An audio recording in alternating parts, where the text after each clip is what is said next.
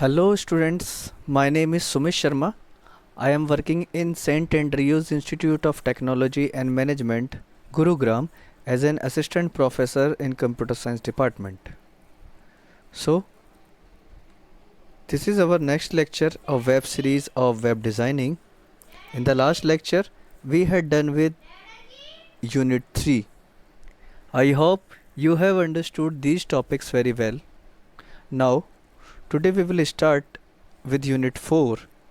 And today we will discuss about ordered list, unordered list, table creation and layouts, frame creation and layouts, HTML forms and its components, HTML menus, DHTML, CSSP and JSSS. Now, these are the topics which we will cover in this unit. The first topic is list and its types, images and its attributes, table creation and layout, frame creation and layout, HTML form and its components, HTML menus, DHTML, CSSP, JSSS. So the today's first topic is list. So what is list? Basically a list is a record of short pieces of information such as people's names, usually written or printed with a single thing on each line and ordered in a way that makes a particular thing easy to find. Basically, lists are used to group together related pieces of information.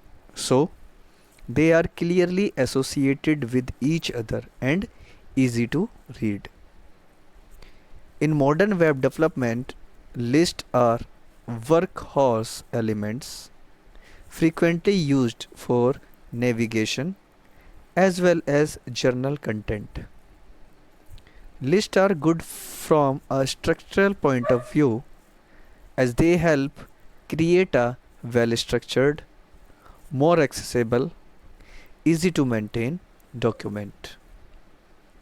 Basically, lists are also useful because they provide specialized element to which you can attach CSS styles. And finally, semantically correct lists help visitors read your website and they simplify maintenance when new pages need to be updated. So this is the basic description about list. Now, there are two types of list are available in HTML document. The first one is ordered list. So what is ordered list? Ordered list is the list which numbers the items. That means it provides unique numbers to individual terms of list. An ordered list is also known as numbered list. Ordered lists are very useful to write some instructions, steps, etc. The syntax of ordered list is open tag of OL for ordered list, then LI list items 1, 2 or more, and end of ordered list tag. An ordered list begins with the OL tag followed by the list item tag LI and ends with the OL tag. A customized ordered list can be created with OL element and other attributes like type attribute, start attribute and value attribute. The second type of list is unordered list. Unordered list is the list which labels the items with bullets. An unordered list is also known as bulleted list. An unordered list begins with the UL. You see in the syntax in the slide, given slide. Followed by the list items tag LI and ends with the UL tag. A customized ordered list can be created with UL element and type attribute. Using type attribute of UL element as shown in given slide or in syntax, One can have one of three possible bullets, like a disk. You mention open tag of UL type, disk, square, or circle. Okay, so there are two types of list, ordered list and unordered list. The next topic is images. To make a web page attractive and self-descriptive, images are most powerful medium. Images are placed in web document using the img tag. It is a single tag requiring no end tag. The most widely used picture file format are .jpg and .gif. Format of image tag or syntax of image tag is given in the document in the slide.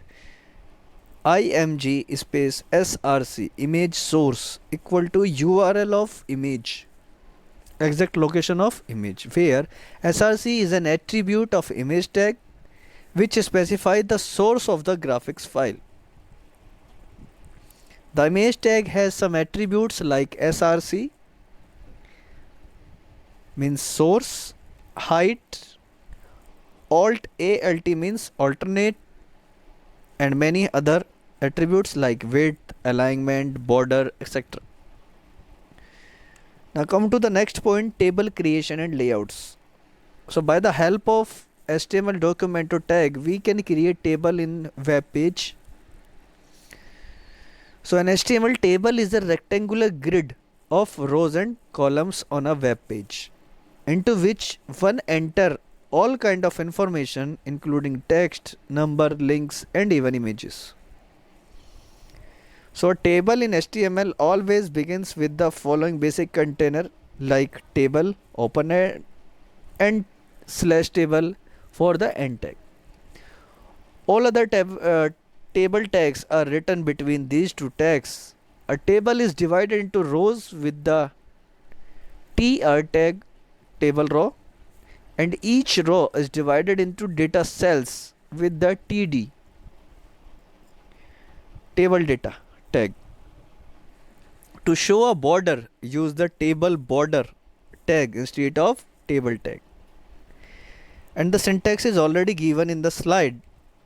Open table tag, then open tr for table of row, then open of td, table of data, then close of td, then close of tr, and then close of table.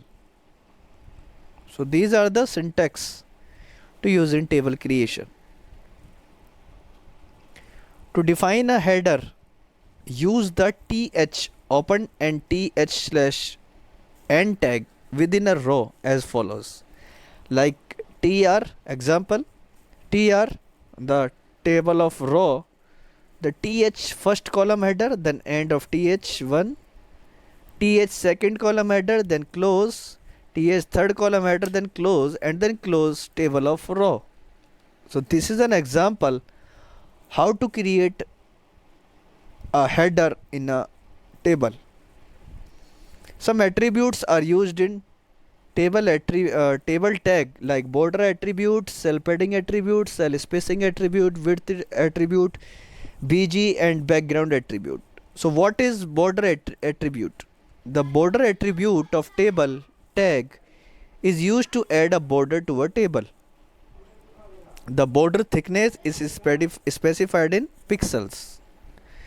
The second one is cell padding attribute. Cell padding is defined as the amount of space in pixels between cell border and cell content. If I am talking about cell spacing attribute, so cell spacing is defined as the amount of space in pixels between two adjacent cells. So these two attributes are very important, cell padding and cell spacing. The next one is width attribute. The width of table can be set by using the width attribute. The value is either the width in pixel or a percentage value, representing the percentage of a space available between the left and right margin. The next one is BG color and background attribute. So BG color attribute is used to set the background color for the whole table, and background attribute is used to set the image or picture to be used as the background for the whole table. Also have some other attributes like align, align and v-align attribute. So basically align attribute controls the horizontal alignment of the table in the browser window. Align attribute can be set to left, center or right, and v-align attribute is used to control the vertical alignment of the table in the browser window. It can be top, middle or bottom. So this is the basic description about the table creation and layout. The next topic of today's session is frame creation and layout. So what is frame creation? How to create a frame? So basically the HTML frame is a powerful feature that extends the layout flexibility of web pages. A web page is divided into different unique sections. Basically without using frame tag, the HTML page is 100% a unique page, but by the help of frame creation the web page is divided into different unique sections. Okay, so HTML frames allow to present documents in multiple views, which may be independent windows or sub windows. Thus it helps to display large amount of related or unrelated information in a systematic manner. In other words, frames gives a person better control over the displayed information. So now we are discuss about elements. So basically the frame document use two types of elements, which include, the first one is the frame set tag. The frame set tag is used to split the web browser screen into frames or windows. This is a container tag. Container tag means having corresponding closing tag, and the empty tag, there is no requirement to end tag. So frame set has the following attributes. First one is row attribute and second one is calls attribute for column attribute. What is row attribute? Basically these attributes divides the screen into multiple rows. This attribute specify the layout of horizontal frames. It is a comma separated list of pixels percentage. The default value is 100%, meaning one row. The syntax is given of row attribute in the given slide. Frame set rows is equal to 50 percentage comma 50 percentage. This means the web page or the window is divided into two categories, 50% category. The second attribute is calls attribute, means for the column. This attribute divides the screen into multiple columns, and this attribute specify the layout of vertical frames. It is a comma separated list of pixels percentages, and the default value is 100%, meaning one column. The syntax of calls attribute is also given in the slide. Frame set calls 50% comma 50%. That means the whole frame is divided into two column, 50% and 50%. Okay. Both attributes may be set simultaneously to create a grid. Like frame set rows 20% comma 80% and column 40% and 60% frame set close. The second type of element is the frame tag. After dividing the browser into screen into rows and columns, each frame can be loaded with different HTML document. So the frame tag defines the frames in a frame set. This tag does not need any closing tag. That means it is empty tag. The various attributes of this tag as source attribute, name attribute, and also have some attributes like a scrolling attribute, margin width, margin height attribute. Okay, So this is the basic description about frame creation and layout. Now discuss about HTML forms. So what is HTML forms? The HTML forms are required when one wants to collect some data from site visitors. Normally you check in any website that there is a registration form or inquiry form like that. So all these websites use HTML forms. So forms enable to build web pages that let users actually enter information and send it back to the server. The forms can range from a single text box for entering a search string to a complex multi-part worksheet that offers powerful summation capabilities. The components of forms like a text field, text area, check boxes, radio buttons, etc. HTML allows to place these form components on the web page and sends the desired information to the destination server. In HTML, forms are set between the form container tag. Container tag means there is requirement, there is need to, and the tag also. Form tag takes two attributes. First one is method and second one is action. So what is method and what is action attribute? Basically the method attribute tells the browser how to send the user's data to the server. Okay. It takes either post or get as its value.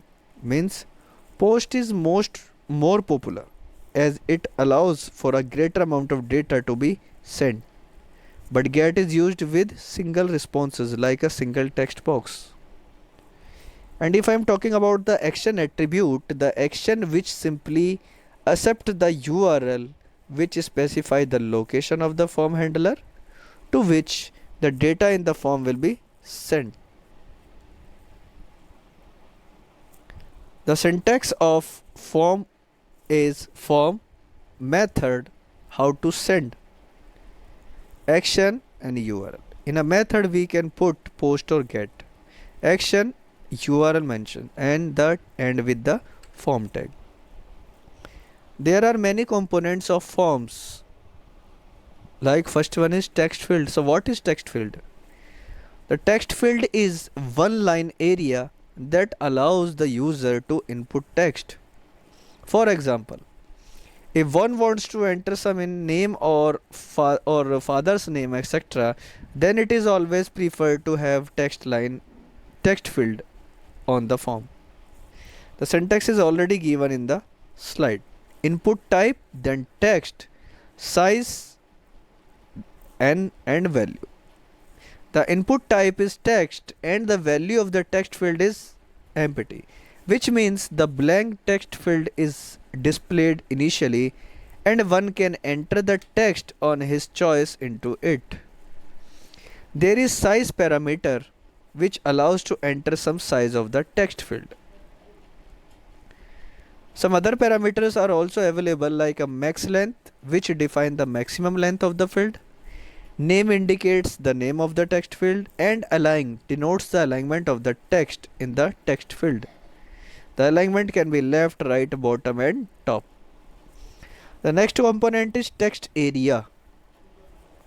Text field is a form component which allows to enter single line text. To enter multi-line text, text area field is used. Syntax is given in the given slide. Text area space name, then variable name, rows, columns and closed by the text area tag. We also have some attributes of text area tag like a name. Name attribute denotes the name of the text area which can be utilized for handling the component for some specific purpose. The second one is row. Row denotes total number of rows in the text area and the column. Column denotes total number of columns in the text area. The next component is check boxes. Basically it is the simplest component which is used particularly when one wants to make some selection from several options. The syntax is given in the slide. Input type checkbox name, the checkbox of name, value submitted value or not, checked box name, where name is used to add an internal name to the field, and this name is not visible to the user and must be unique within the form. Value that is submitted if checked. Checked. Checked is mentioned to set some checkbox is in checked state. That means it is used to specify default selection. And the last component is radio button. Radio button allows to make only one selection at a time. Selecting one option turns the other options off. Radio buttons basically are used when one wants to be let the user to select one and only one option from a set of alternatives. The syntax of radio button is given on the slide. Input type radio, then name, mention the radio button name, then value, submitted or checked, and button name. Where name is used to add an internal name to the field, this name is not visible to the user and must be same for all collection of buttons. Value that is submitted if checked, and checked is used to specify default selection. So this is the basic description about table creation and layout, frame creation and layout, and now HTML forms. Now discuss about HTML menus. So what is HTML menu? Now HTML allows to have pop down menu on the web page so that desired selection can be made. The parameter select is for the menu component, and option parameter is for setting the values of the options of drop down menu. The syntax is given. The menu name is qualification, but when we click on qualification, some options are available, some drop down list are available, like option first values 10th, 10 plus 2, BCA, MCA, etc. Okay, where name is used to add an internal name of the link. Option tag is used for each list item. The closing option tag is optional, that's why it is called empty tag. Selected is the default selected item. In the given syntax, BCA is selected, that means by default BCA is selected over there. In the given diagram, in a given slide, one drop down menu is created in which various qualifications are enlisted, and by default BCA is set as selected. Okay, the next topic is DHTML. So we already discussed about HTML, now discuss with DHTML. D stands for dynamic, and we already discussed about HTML hypertext transfer markup language, hypertext markup language. So basically DHTML is a dynamic HTML, and it is a new way of looking at and controlling the standard HTML codes and commands. DHTML allows web designers to control the appearance and behavior of web pages. It adds dynamic features to HTML document, and DHTML is a combination of various standard based web technologies which allows a web page to change after it has been loaded by a browser. Basically, DHTML is a combination of some key technologies. There are three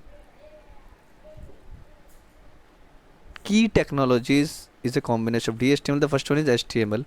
Already discussed about HTML. Now the standard language for defining web pages is HTML, and HTML specify web page elements such as heading, a paragraph, a table, or a bullet list, etc.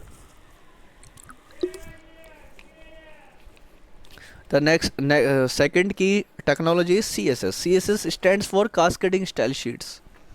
In further slides we are also discuss about it.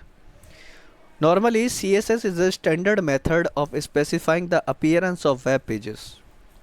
CSS, cascading style sheet, decide on element size, color, position, and many other features. And the third key technology is scripting language. For example, JavaScript is a client-side scripting language. Scripting language means scripting language manipulate the web pages elements so that the style design can change in response to end user input. Now if I'm talking about the some features of DHTML, the first one is data binding. So data binding is one of the most important feature of DHTML. Basically, data binding is a technique to bind web pages to a data at the load time, but manipulates that data on the client side without requiring reference to the server. The second one is dynamic positioning of elements. So DHTML allows a web developer to position HTML elements in a web browser window. Dynamic or live positioning makes a web page interactive. Okay. The next one is dynamic fonts.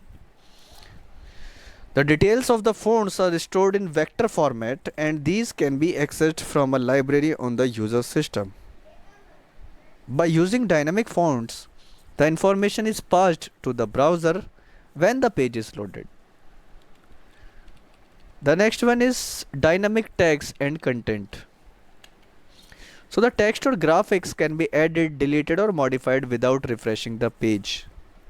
So the capability to change text and their content involves DOM, which reveals tabs and style sheet attributes. The next one is dynamic style. So to allow the user to change the web page color, size, font, etc., CSS helps to specify presentation. Using the style attributes, the desired style can be set, and any CSS attribute like color or size can be updated without a server round trip. The last one is DOM.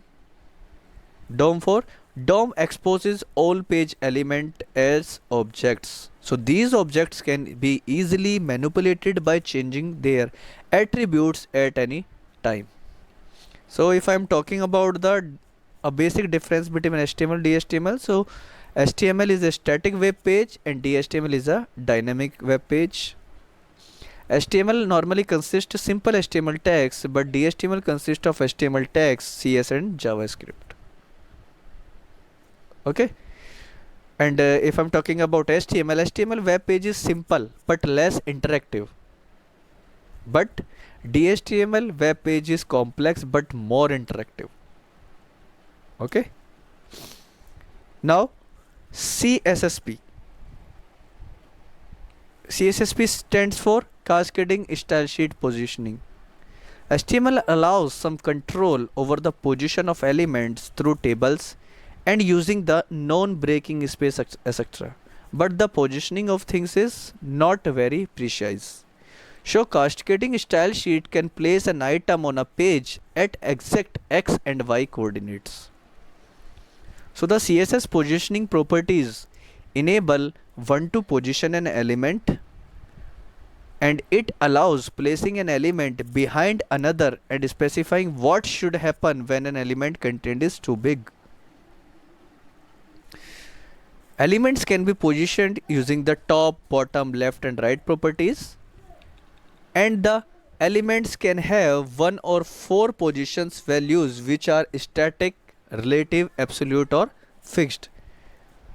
There are four elements, four positions available. The position types tell the browser how to treat the elements when placing it in the window. Now there are different ways to position element using CSS. There are four types. First one is static positioning, relative positioning, absolute positioning and fixed positioning. So what is static positioning? So static positioning is the standard positioning model.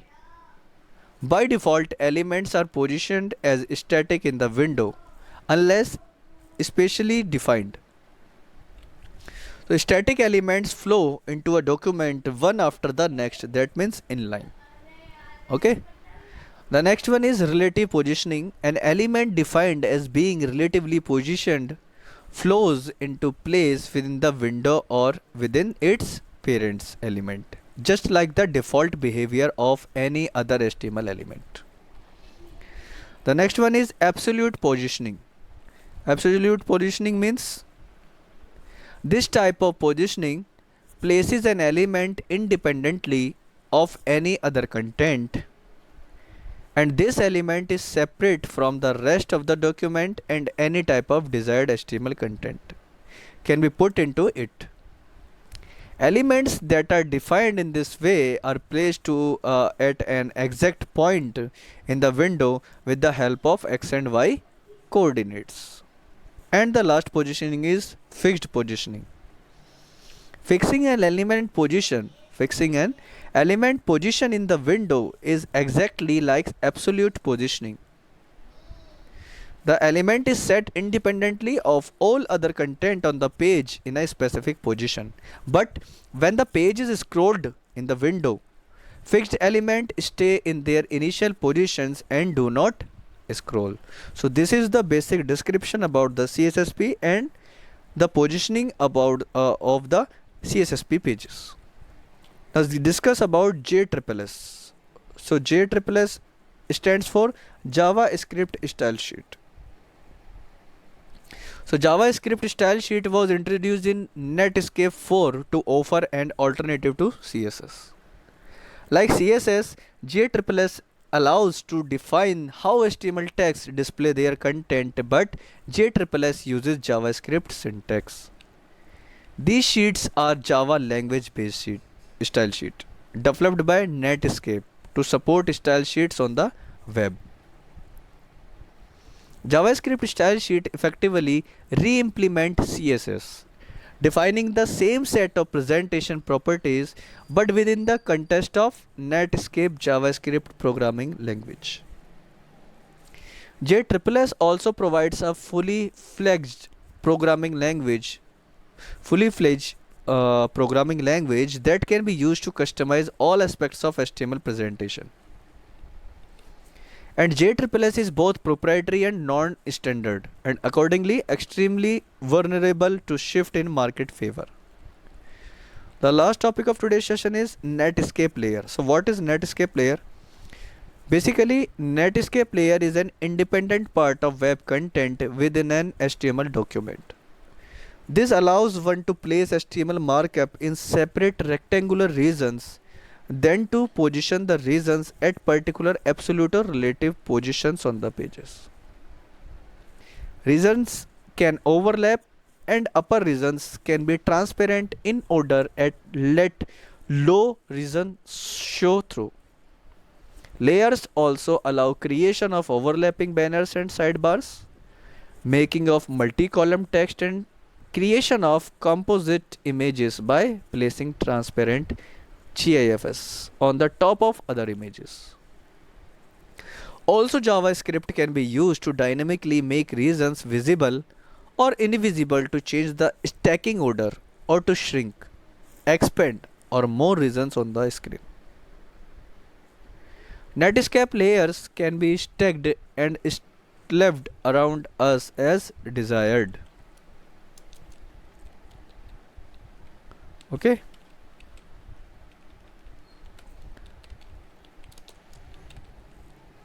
Now I'm going to explain the format of question based on today's topic, so that you will get an idea that which type of questions come in university exam. So here are the questions, and the first one is explain ordered and unordered list, explain table creation and layouts, explain frame creation and layouts. In table and frame and HTML forms, also mention the syntax and the types and tags also. Okay. The next one is explain HTML forms and its component. There are 5 components: text field, text area, radio box, and checkbox. Explain DHTML means dynamic HTML, and also remember always the basic difference between HTML and DHTML. Explain CSSP and JSSS, and at last explain Netscape layer. So this is the end of the today's session, and also end of unit 4. So thank you so much for watching my video. Have a nice day.